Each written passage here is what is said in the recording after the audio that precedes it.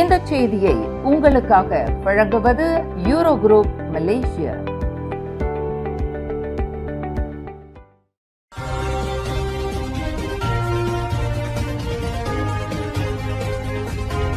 வணக்கம். திசைகளின் 5 மணி செய்திகள். மலேசியாவிற்கு அரசியல் நிலைத்தன்மையே தேவை. மீண்டும் ஓர் அரசியல் குழப்பம் வேண்டாம். குமரேசன் வலியுறுத்தல்.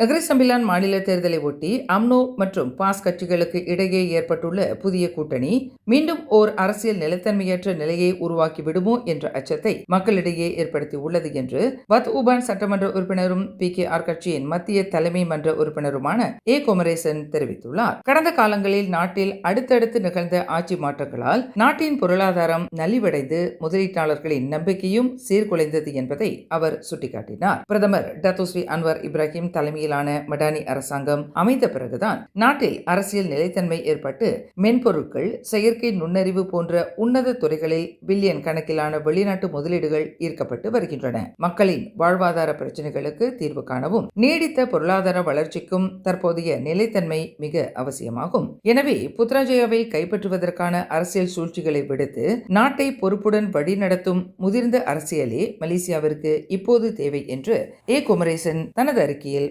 வலியுறுத்தி உள்ளார்.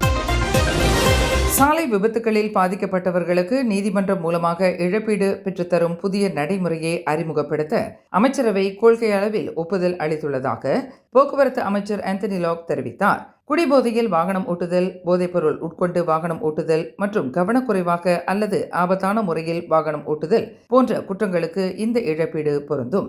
தற்போதுள்ள 1987 ஆண்டு சாலை போக்குவரத்து சட்டத்தின் கீழ் விதிக்கப்படும் சிறை தண்டனை, அபராதம் ஆகியவற்றுடன் கூடுதலாக இந்த இழப்பீடு விதிக்கப்படும். தற்போதுள்ள நடைமுறையில் பாதிக்கப்பட்டவர்கள் இழப்பீடு பெற தனியாக சிவில் நீதிமன்றத்தில் வழக்கு தொடர வேண்டியுள்ளது. இது அதிக செலவு மற்றும் நீண்ட காலம் எடுக்கும் செயல்முறையாக இருப்பதால் குற்றவியல் நடவடிக்கைகளின் போதே இழப்பீடு பெற்றுத்தரும் வகையில் சட்ட திருத்தம் கொண்டுவரப்படுகிறது. இந்த இழப்பீட்டு தொகையை அரசு தீர்மானிக்காது. மாறாக விபத்தின் தீவிரம், உயிரிழப்பு அல்லது காயம், பாதிக்கப்பட்டவர்களின் இழப்பு மற்றும் குற்றவாளியின் செலுத்தும் திறன் ஆகியவற்றை கருத்தில் கொண்டு நீதிமன்றமே இதை முடிவு செய்யும். இந்த மசோதாவை நாடாளுமன்ற சிறப்பு குழுவின் பரிசீலனைக்கு உட்படுத்தவும் திட்டமிடப்பட்டுள்ளதாக அமைச்சர் ஆந்தனி லாக் தெரிவித்தார்.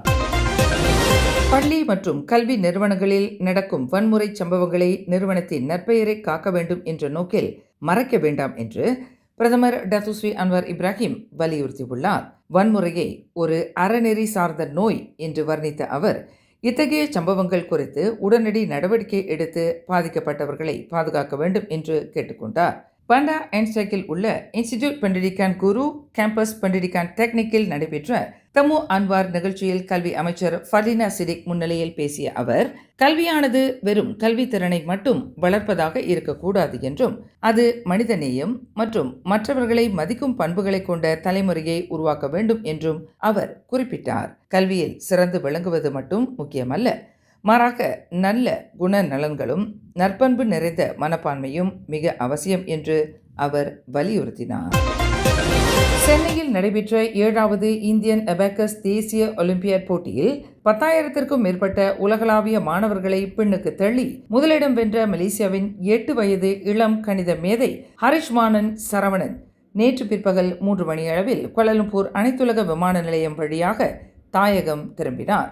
நகர செம்பிலான் ஷங்காய் சிரம்பான் தோட்ட தேசிய வகை தமிழ் பள்ளியைச் சேர்ந்த மாணவன் ஹரிஷ்மானன் சரவணன் லண்டன் சாதன மற்றும் இன்டர்நேஷனல் வேர்ல்ட் சமிட் அபாக்கஸ் பரல்கட்டை மனக்கணக்கு போட்டிகளிலும் முத்திரை பதித்து சாதனை படைத்துள்ளார்.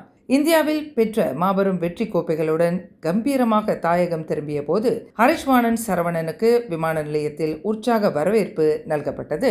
ஷங்காய் சிரம்பான் தோட்ட தமிழ் பள்ளியின் ஆசிரியர்கள், சக மாணவர்கள் மற்றும் உறவினர்கள் திரளாக திரண்டு மாணவன் ஹரிஷ்மானன் மற்றும் அவரது பெற்றோர் சரவணன், ஷாமலா ஆகியோருக்கு மாலைகள் அணிவித்தும் வாழ்த்தொலிகளை எழுப்பியும் நெகிழ்ச்சியூட்டும் வகையில் இந்த உற்சாக வரவேற்பை அளித்தனர். விமான நிலையத்தில் தமது மகன் ஹரிஷ்மானன் சாதனை குறித்து கணவர் சரவணனுடன் பகிர்ந்து கொண்ட தாயார் திருமதி ஷாமலா, சிறு வயதிலேயே பேச்சுத்திறன் குறைபாடு கொண்டிருந்த தங்கள் மகன் 2 வயதில் தங்களுடன் காரில் சுற்றுப்பயணம் மேற்கொள்ளும் போது நிகழ்த்திய சாதனை தங்களை வியக்க வைத்ததாக நெகிழ்ச்சியுடன் குறிப்பிட்டார். வணக்கம், என் பேர் ஷர்மலா. இது என்னோட கணவர் சரவணன். ஸோ நாங்கள் 2 பேர் பேரண்ட்ஸ் ஆஃப் ஹரிஷ்வர்தன்.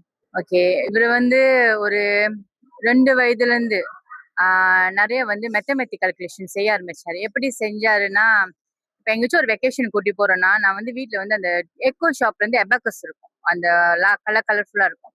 ஸோ என்ன பண்ணுவார், பின்னால் உட்காந்துட்டு அந்த ஒரு பீட்டை ஏற்றிட்டு கால்குலேஷன் புக்கில் வந்து சொந்தமாக எழுத ஆரம்பிச்சாரு. ஸோ வெரி ஏர்லி, அது 2 வயசு அப்போ ரொம்ப ஏர்லி ஆயிடுச்சு. அதுக்கப்புறம் வந்து நாங்கள் ரொம்ப ட்ராவலிங் பண்ணிருக்கோம், இது ரொம்ப நடந்துட்டு இருக்கும் போது சொந்தமாக கால்குலேஷன் செஞ்சு ஆன்சர் போடும் போது என்னோட சிஸ்டர் வந்து டீச்சர் அவங்க சொன்னாங்க, இது சம்திங் அவனுக்குள்ள ஏதோ ஒன்று இருக்கு, why don't we try for anything mathematics சம்மந்தப்பட்ட கெங்குரோ எதாச்சும் செய்யலான்ட்டு. ஸோ நம்ம 3 வயசுலேருந்து நான் வீட்லயே முதல் கைட் பண்ண ஆரம்பிச்சேன். ஸோ 3 4 5, ஏன்னா இவருக்கு ஒரு ப்ராப்ளம் இருக்கு, பிறந்ததுலேருந்து பேச்சு வரல. அந்த பேச்சு வராதனால வந்து நான் என்ன பண்ணிட்டேன், எனக்கு அந்த ஸ்ட்ரகிளிங்ல வந்து எபிசோடு கூட்டிட்டு வரணும்னு சொல்லிட்டு நானே நிறைய ஸ்பீச் தெரப்பி கொண்டு போய் அவரு கூட ஈக்குவலா உட்காந்து அந்த ஆன்லைன்ல கத்துக்கிட்டு எப்படிச்சும் அந்த ஸ்பீச் வர வைக்கணும்னு சொல்லி நானே அவர் கூட ப்ராக்டிஸ் பண்ண ஆரம்பிச்சேன். அப்ப அந்த சமயத்துல வந்து எதாச்சும் ஒரு எக்ஸ்ட்ரா ஸ்கில்ஸ் தூக்கி போட்டோமா பிள்ளைக்கு ஆர்வம் கூட வரும்னு சொல்லிட்டு அந்த மேத்தமெட்டிக்குள்ள வந்து அவருக்கு இன்ட்ரெஸ்ட் இருக்குன்னு சொல்லிட்டோன்னா நான் இன்னும் அந்த கிளாஸஸ் வந்து டெய்லி ப்ராக்டிஸ் பண்ண ஆரம்பிச்சோன்னே அந்த நம்பரை பார்த்தோன்னா ஒரு ஆர்வம் வரும் பேசுறதுக்கு, இது என்ன நம்பரு, இது என்ன டிவிஷன் சொல்லிட்டு. அதுக்கப்புறம் practice.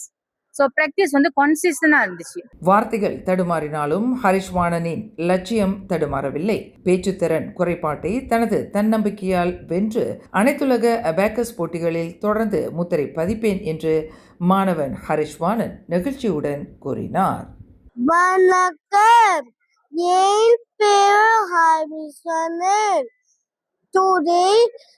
Today go to Chennai.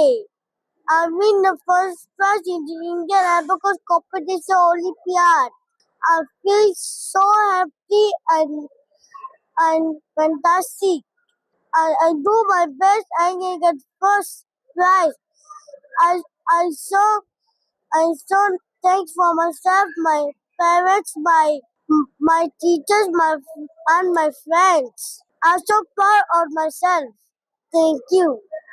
8 வயதிலேயே உலக அரங்கில் மலேசியாவின் கொடியை பறக்கவிட்டு அசாத்திய கணித திறமையால் ஷங்காய் சிரம்பான் தோட்ட தேசிய வகை தமிழ் பள்ளிக்கும் நம் நாட்டிற்கும் வரலாற்று பெருமையை தேடித் தந்துள்ளார் இளம் சாதனையாளர் ஹரிஷ்வர்தன். விமான நிலையத்தில் திரண்டிருந்த அவரது பள்ளி ஆசிரியர்கள் மற்றும் மாணவர்களின் இந்த உற்சாக வரவேற்பு இவரை போன்ற பல இளம் திறமையாளர்களுக்கு புதிய உத்வேகத்தை அளிக்கும் என்பதில் ஐயம் இல்லை. செலாங்கோர் சுங்கை புலோ கம்போங் தேச அமான் பகுதியில் நேற்று வியாழக்கிழமை ஏற்பட்ட நிலச்சரிவில் 2 வீடுகள் சேதமடைந்தன. மாலை 6:09 மணிக்கு கிடைத்த தகவலின் பேரில் தீயணைப்பு மற்றும் மீட்பு படையினர் 6:25 மணிக்கு சம்பவ இடத்திற்கு விரைந்தனர். சுமார் 15-30 அடி பரப்பளவில் ஏற்பட்ட இந்த நிலச்சரிவினால் அங்குள்ள 2 வீடுகளின் சமையலறை பகுதிகள் பாதிக்கப்பட்டன. அதிர்ஷ்டவசமாக இச்சம்பவத்தில் யாருக்கும் காயங்களோ அல்லது உயிரிழப்போ ஏற்படவில்லை என்று செலாங்கூர் தீயணைப்பு துறையின் உதவி இயக்குனர் அஷ்ரோல் ரிசால் அஸ்பார் தெரிவித்துள்ளார். தண்ணீர் கட்டண உயர்வை குறைந்தது 1 வருடத்திற்கு தள்ளி போடலாம் என்ற கூற்றை பொதுமக்கள் நம்ப வேண்டாம் என்று பினாங் வாட்டர் சப்ளை கார்ப்பரேஷன் எச்சரித்துள்ளது. ஜார்ஜ் டவுனில் வெளியிடப்பட்ட அறிக்கையில் வாட்டர் கான்டின்ஜென்சி பிளான் 2030 திட்டத்தை செயல்படுத்த 2.1 பில்லியன் ரிங்கிட் தேவைப்படுவதாகவும் தற்போதைய லாபம் அதற்கான செலவுகளை ஈடுகட்ட போதுமானதாக இல்லை என்றும் தெரிவிக்கப்பட்டுள்ளது.